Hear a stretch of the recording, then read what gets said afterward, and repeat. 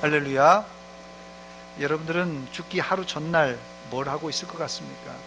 죽기 하루 전날 뭘 하고 있을 것 같아요? 현재 우리나라 상황을 볼 때 대부분이 병원에서 임종을 맞기 때문에 병원 중환자실이나 혹은 집중 치료실에 있다가 하늘나라 가지 않을까 생각됩니다. 과거 우리나라는 임종을 살던 집에서 맞이하는 것이 일반적이었어요. 만약에 집에서 임종을 맞지 못하면 우리 어른들은 객사라고 해서 죽는 복이 없는 사람이다, 이렇게 얘기했습니다. 물론 그때는 의료 시스템이 열악했고 돈도 문제였습니다.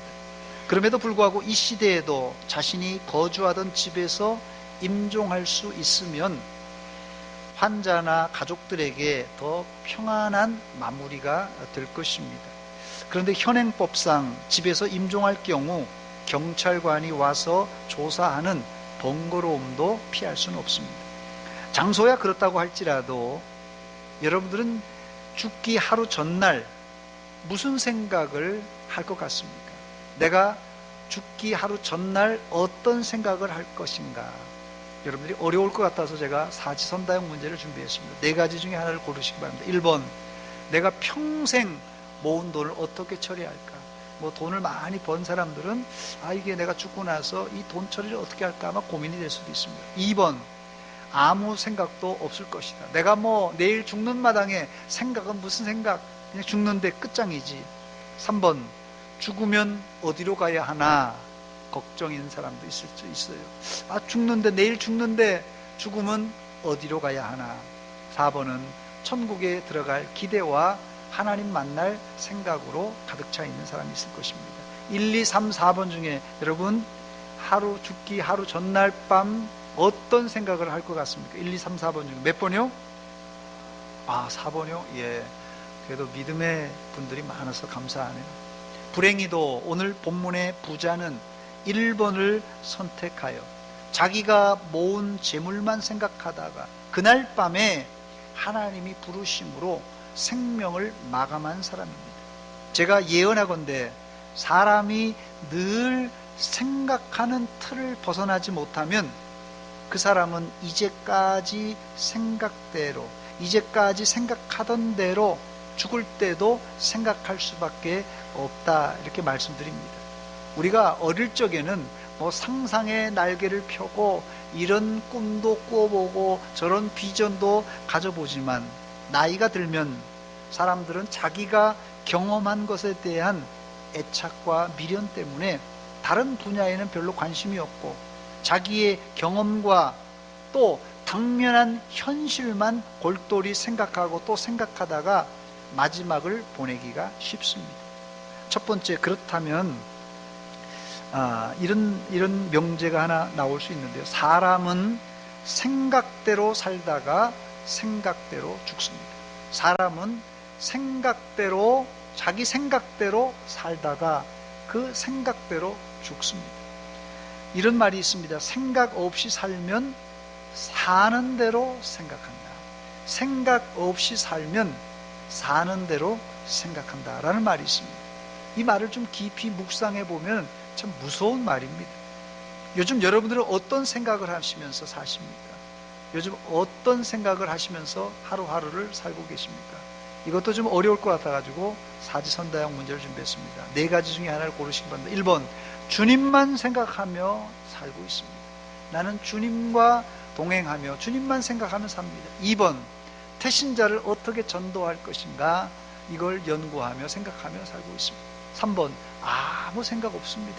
4번, 너무 많은 생각이 있어서 내 마음이 복잡하고 머리가 복잡합니다. 1, 2, 3, 4번 중에 여러분 몇 번입니까? 예. 혹시 2번 있습니까? 예. 태신자 전도할, 어떻게 하면 전도할 수 있을까? 이렇게, 있네요. 그래도 2번이 다행이요. 여러분, 그 태신자를 어떻게 전도할까? 그 생각대로 전도하시기를 주의 이름으로 축원합니다. 만약 여러분들이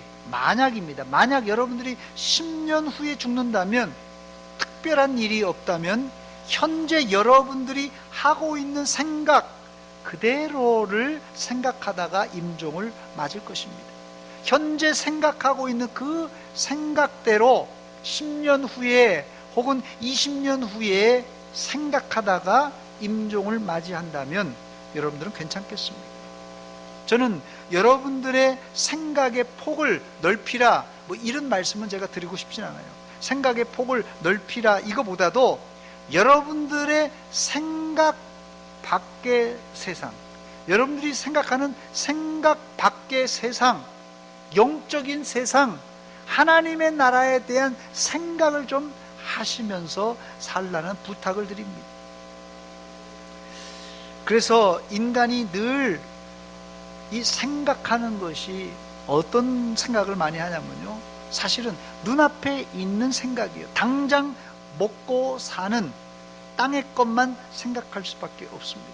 이게 보통 사람들이 피할 수 없는 거예요. 생각의 전환을 해서, 그래서 오늘 이 말씀은, 제가 드리고 싶은 말씀은, 우리의 생각을 전환하고 바꾸어서 이제는 뭘 먹을까 마실까 입을까 하는 땅의 것보다는 이 위의 것, 하늘의 것을 생각할 때, 우리 생각을 하늘의 것을 할 때요, 우리의 행동이 바뀌어지고, 또한 우리의 미래가 달라지고, 심지어는 우리의 죽어서의 상황도 달라집니다. 골로새서 3장 1절과 2절입니다. 그러므로 너희가 그리스도와 함께 다시 살리심을 받았으면 위의 것을 찾으라. 거기는 그리스도께서 하나님 우편에 앉아 계시니라. 위의 것을 찾으라도 위에 그리스도께서 계시대요. 그런데 위의 것을 생각하고 땅의 것을 생각하지 말라고 그랬어요. 여러분, 사람은 생각은 뭐 자유인데, 또 생각은 뭐 돈 안 드는 건데, 뭐 아무거나 생각할 수 있잖아요.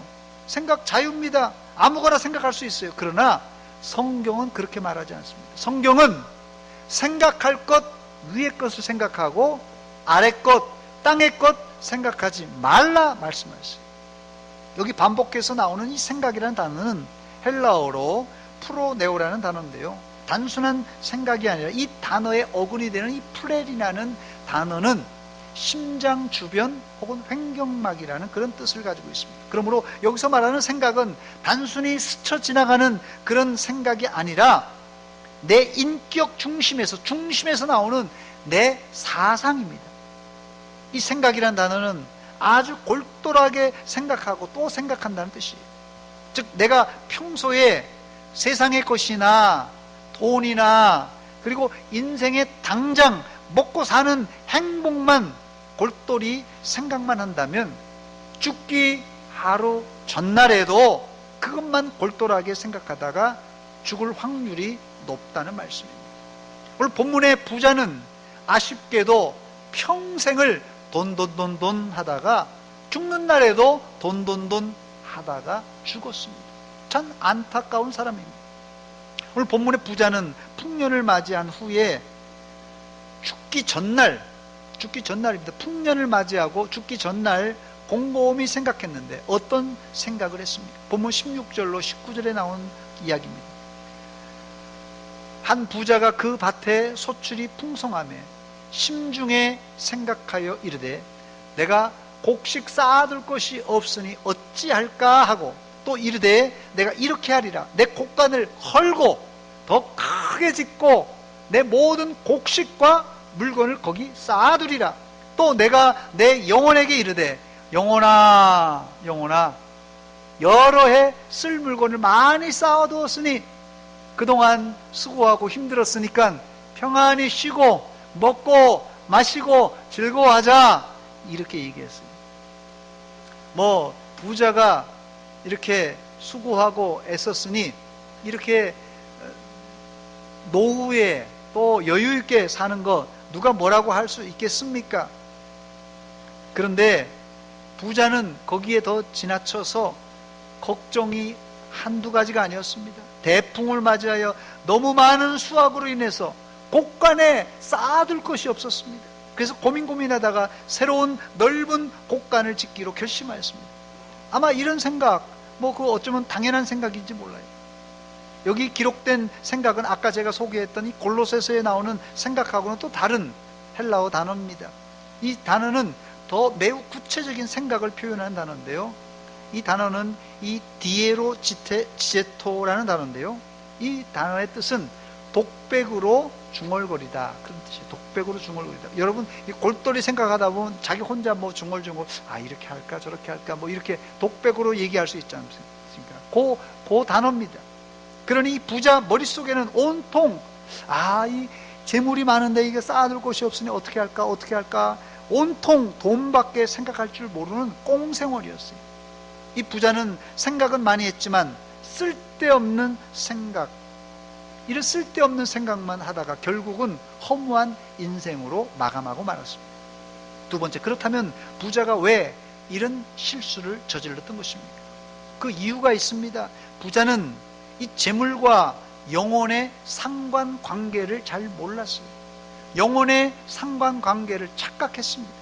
오늘 본문 19절에 부자는 이렇게 혼자 중얼거렸어요. 독백입니다. 또 내가 내 영혼에게 이르되 영혼아, 여러 해 쓸 물건을 많이 쌓아두었으니 평안히 쉬고 먹고 마시고 즐거워하자, 이렇게 얘기했어요. 이 말을 잘 분석해보면 부자는 자기 스스로 아주 대견하게 생각했습니다. 풍년이 든 것이 마치 자기가 잘나서 자기가 농사를 잘 지어서 된 줄 알았어요. 또 부자의 더 큰 실수는 자신이 소유한 물질이 이 영혼을 행복하게 해줄 줄 알았어요. 자기가 소유한 이 돈이 자기의 영혼을 행복하게 할 줄 알았어요. 사실 이 돈은 물질계의 왕입니다. 돈은 물질계의 왕이에요. 황금 만능 시대입니다. 그러나 영혼은 물질 세계에 속하지 않았어요. 영혼은 물질 세계에 속해 있지 않습니다. 사실 돈이 영혼을 위해 할 수 있는 것은 아무것도 없습니다. 그러나 현대 이 황금 만능 시대에서 돈만 있으면 뭐든지 할 수 있는 시대예요. 심지어 돈만 있으면 영혼도 구원받을 수 있는 그런 시대가 되고 말았어요. 과거 종교개혁 직전에 돈으로 사제직을 사기도 하고, 돈으로 심지어는 이 면죄부를 팔았지 않습니까? 면죄부를 돈을 주고 이렇게 이 헌금함에다 딱 동전을 떨어뜨리면 그 동전 떨어질 때 쨍글랑하는 소리와 동시에 연옥에 있던 자기 아버지 어머니의 영혼이 천국으로 올라간다는 이런 거짓 교리가 만연했습니다. 그런데 이런 악한 관행이 형태만 다를 뿐이지 현대 교회 안에도 잠재되어 있다는 것이, 그래서 현대 교인들은 돈만 있으면 영혼도 구원받는 줄 착각하고 살고 있는데, 본문에 나오는 부자와 아주 동일한 생각입니다. 물론 돈이 영혼과 전혀 관계가 없는 것은 아닙니다. 돈으로 영혼을 구원할 수 없습니다. 이건 명제예요. 돈으로 영혼을 구원할 수 없지만 돈으로 이 땅에서 주님 나라를 위해서 헌금하면은 그 상급은 나중에 천국에서 받게 될 것입니다. 이것은 제 말이 아니라 예수님께서 직접 하신 말씀입니다. 마태복음 6장 19절로 21절입니다. 너희를 위하여 보물을 땅에 쌓아두지 말라. 거기는 좀과 동록이 해하며 도둑이 구멍을 뚫고 도둑질하느니라. 오직 너희를 위하여 보물을 하늘에 쌓아두라. 거기는 좀이나 동록이 해하지 못하며 도둑이 구멍을 뚫지도 못하고 도둑질도 못하느니라 했습니다. 그러면서 하는 말이, 내 보물 있는 그곳에는 내 마음도 있느니라 했습니다. 이것이 예수 믿는 자들의 물질관입니다. 부자는 이 물질관을 몰랐기 때문에 물질이 영혼의 행복을 책임질 줄만 알았습니다. 지금도 이 땅에는 부자 같은 생각을 가진 사람들이 너무나 많이 있어요. 여러분, 돈은 절대 우리 영혼을 행복하게 해줄 수 없습니다. 아멘? 예, 아멘을 크게 하는 분도 있는데 대부분은 이게 동의가 안 되는 것 같아요. 아멘이 잘 안 되는 분이 있을 것이에요. 이런 분들은 돈이 끝까지 죽을 때라도 끝까지 붙들고 있어야지 내 영혼이 행복한 줄 그렇게 믿고 있는 사람입니다. 정신 차리시기 바랍니다. 돈이 우리 영혼에 효과를 미칠 수 있는 유일한 방법은 하늘의 보물을 쌓아두는 방법밖에 없습니다. 아멘? 여기도 아직 아멘이 안 되는 분들이 있죠. 이런 분들은 하나님께 이게 쌓아두는 게, 하나님께 드리는 것이 아직도 아까운 분들입니다. 여러분들은 기독교인의 바른 물질관으로 천국에서 부자 되시기를 주의 이름으로 축원합니다. 여기 50년대 말부터 60년대 초반에 출생한 소위 이 베이비붐 세대들은 현재 은퇴 후에 어떻게 먹고 사느냐 하는 걱정이 이만저만이 아닙니다. 또 이미 은퇴하신 분들도 앞으로 어떻게 살아야 하는가 걱정이 많습니다. 그런데 사실 은퇴란 말은 직장이나 사회에서 만들어 놓은 일종의 약속이지 사람에게 은퇴란 없습니다. 성경에 기록된 믿음의 사람들은 죽는 날까지 은퇴 없이 하나님께서 맡겨주신 사명을 잘 감당하다가 하늘나라 갔습니다. 그래서 이 모세나 여러 믿음의 선지자들은 죽는 순간이 은퇴였어요. 그래서 예전엔 인생은 60부터라 이렇게 얘기했는데 요즘은 인생은 70부터라는 얘기가 유행하고 있습니다. 즉 은퇴 이후에도 우리는 남은 인생을 인생 전성기 때보다도 더 보람있게 살 수 있다는 말입니다. 여러분들은 직장을 그만둔 이후 인생 후반전이 전반전보다 더 풍성해지시기를 주의 이름으로 축원합니다. 여러분들은 은퇴 이후에 무엇을 하고 싶습니까? 보통 은퇴하시는 분들이 이 버킷 리스트라는 것을 작성하시더라고요. 내가 은퇴하면 1번, 아이고 일만 했으니 내가 조금 비행기 타고 좀 해외여행을 좀 해야 되겠다. 뭐 1번 세계 일주, 뭐 세계 못 나가더라도 2번 뭐 국내 여행이라도 좀 한다.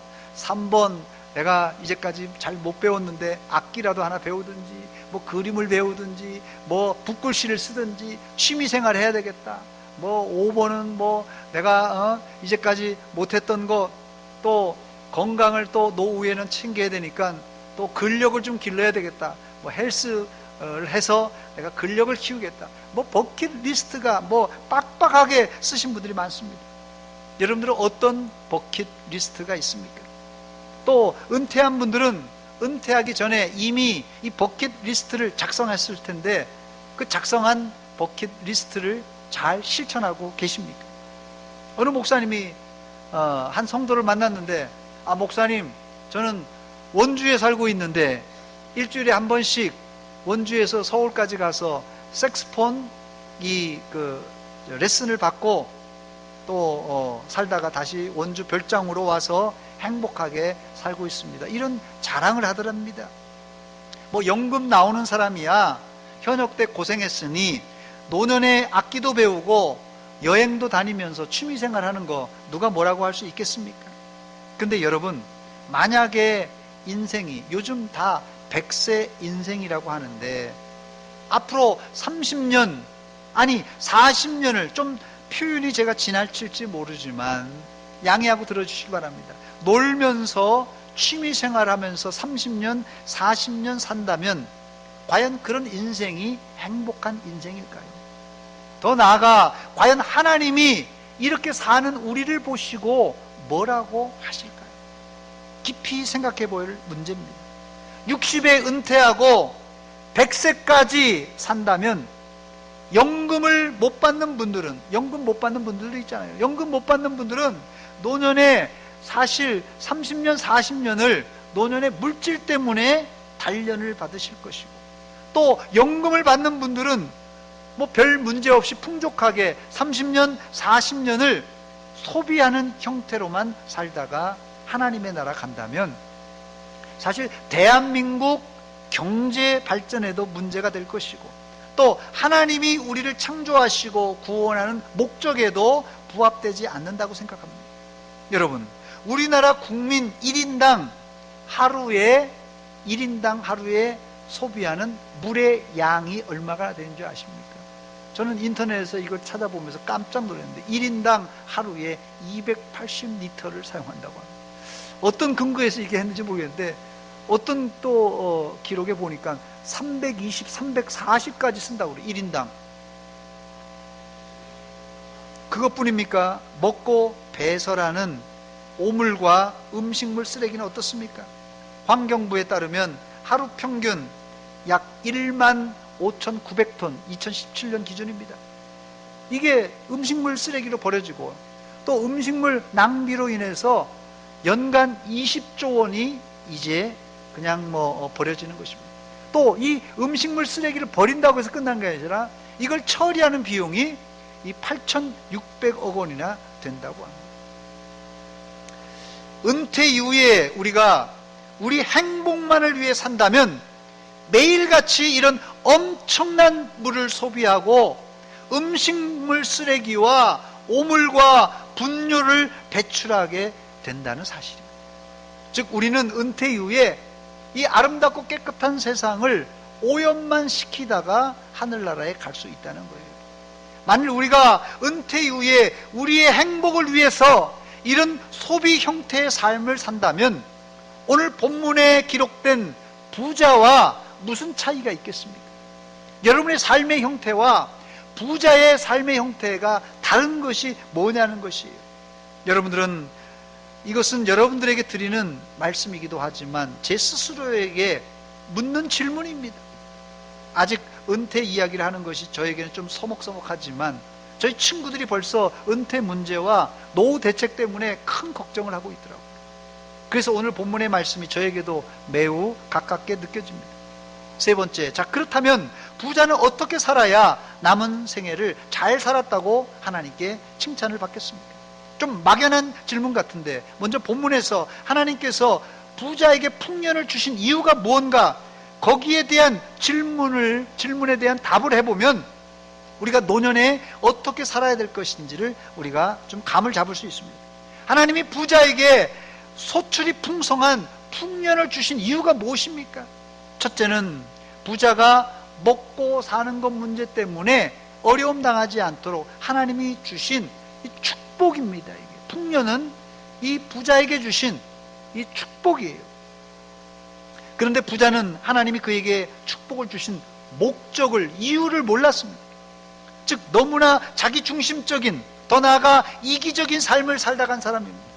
요즘 같은 풍요로운 세상에는 이렇게 살다 갈 사람들이 많을 것 같아요. 하나님이 왜 우리에게 풍족한 물질을 주셨습니까?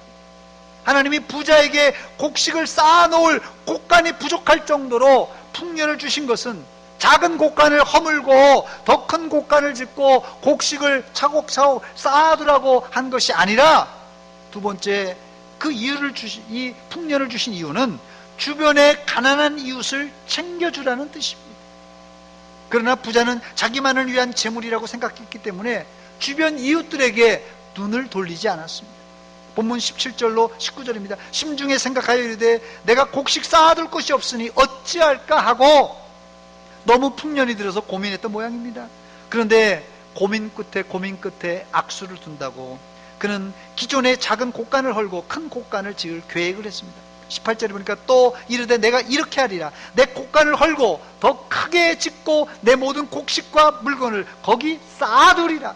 또 내가 내 영혼에게 이르되 영혼아, 여러 해 쓸 물건을 많이 쌓아두었으니 평안히 쉬고 먹고 마시고 즐거워하자.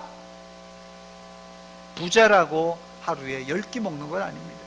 가난한 사람이라고 하루에 한 끼만 먹으면 배고픈 법입니다. 하나님이 부자에게 많은 재물과 곡식을 주신 이유는 곰팡이가 쓸게 쌓아두라는 것이 아니라 가난한 이웃들에게 나누어 주어 함께 잘 살라고 주신 것이에요. 이것은 정상적인 사람이라면 생각할 수 있는 생각입니다. 여러분, 경주 최씨 이야기를 아십니까? 사방백리 안에 굶어 죽는 사람이 없게 하라. 흉년기에는 땅을 사지 말라. 재산은 만석 이상 지니지 말라. 이런 경제 원리를 지켰을 때 300년 이상 경주 최씨는 부를 유지할 수 있었습니다. 권불 10년이라고요. 권력 10년 이상 쥐는 사람 별로 없습니다. 저 북한에 이제 한 사람 있습니다만. 또 이 부자도 말입니다. 3대를 이상 이어가기가 쉽지 않다고 합니다. 이 기록에 나와 있어요. 뭐 이탈리아의 그 부자 누굽니까? 뭐 메디치입니까? 누굽니까? 거기도 200년이에요. 200년. 근데 이 한국에는 300년 이상을 부를 유지할 수 있는 비결이 바로 이런 경주 최 씨의 이 경제적인 이 원리를 잘 지켰기 때문에 그런 것입니다. 그런데 오늘 아쉽게도 본문의 부자는 이런 지혜가 없었습니다. 레위기서 23장 22절에 보니까 하나님은 가난한 자를 도우라고 아예 율법에다가 명시해 두셨어요. 너희 땅에 곡물을 벨 때 밭 모퉁이까지 다 베지 말고 떨어진 것을 줍지 말고 그것을 가난한 자와 거류민을 위하여 남겨두라. 나는 너희 하나님 여호와니라 그랬어요. 이제 풍년이 들어서 이 곡식을 쌓아둘 곡간이 없는 거예요. 그럼 자기 곡간에 다 쌓아놓고 남는 것은 이제 가난한 사람이 추수할 수 있도록 내버려 두면 되는 것이에요. 그게 간단한 문제인데 고민하다가 그 곡간을 헐고 큰 거 짓다가 그날 밤에 죽은 거예요. 부자는 자기만 아는 욕심꾸러기였습니다. 그런데 사실은요, 이 부자가 그냥 잘못한 게 아니라 사실 우리 모두가 다 그래요. 어떻습니까? 여러분이 풍요롭게 풍년이 들었어요. 내 곡간에 다 했으니까는 이거 뭐 당신 가지십시오. 이렇게 넉넉한 마음을 가질 사람이 얼마나 우리 가운데 있겠냐는 것이에요. 이거는 사실은 인간의 본심, 그 욕심과 탐욕이 우리 안에 있기 때문에 누구나 마찬가지입니다. 그래서 이게 분배가 잘 안 되는 거예요. 저는 은퇴를 앞둔 세대와 이미 은퇴하신 어른들에게 간곡하게 부탁드립니다. 하나님이 여러분들에게 주신 재물과 돈 그리고 건강은 은퇴 이후에 나 혼자 잘 먹고 잘 살라고 주신 것이 아니라 모든 사람을 이롭게 하라고 우리에게 주신 하나님의 선물이고 은혜인 줄 믿으시기 바랍니다. 또 은퇴하신 분들도 얼마든지 교회 안팎에서 소비적인 삶이 아니라 생산적인 삶을 살 수 있습니다. 은퇴 이후의 삶이 단순 소비적인 삶이 아니라 생산적인 삶을 살 수 있는 방법 가운데 가장 좋은, 가장 기본적인 것은 기도하는 삶이에요. 기도하는 삶. 나라와 민족을 위해서, 교회를 위해서, 환자들과 어려움에 빠진 사람들을 위해서 기도하는 것보다 더 생산적인 삶은 없습니다. 여기 한 가지 더 추가하자면 전도하는 삶입니다. 저는 영적 생산적인 삶의 최고봉은 한 영혼을 살리는 전도라고 생각합니다. 은퇴자들이 은퇴하고 뭐 하고 싶은 게 많을 거예요. 뭐 버킷리스트 해가지고 1번부터 10번까지 뭐 어떤 사람은 뭐 2바닥 3바닥 쓰면서 내가 은퇴하고 이거 하겠다 저거 하겠다 해서 백수가 과로서합니다. 은퇴자들이 은퇴하고 할 거 많지만 그런 일 중에 이왕이면 하나님이 가장 기뻐하는 일을 해야 되지 않겠어요?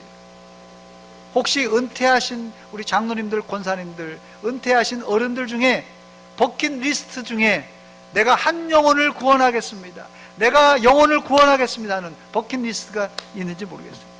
내가 주를 위해서, 교회를 위해서, 환자를 위해서 기도하겠습니다 하는 버킷리스트가 있는지 모르겠어요. 은퇴자들이 은퇴하고 하고 싶은 일 많을 겁니다.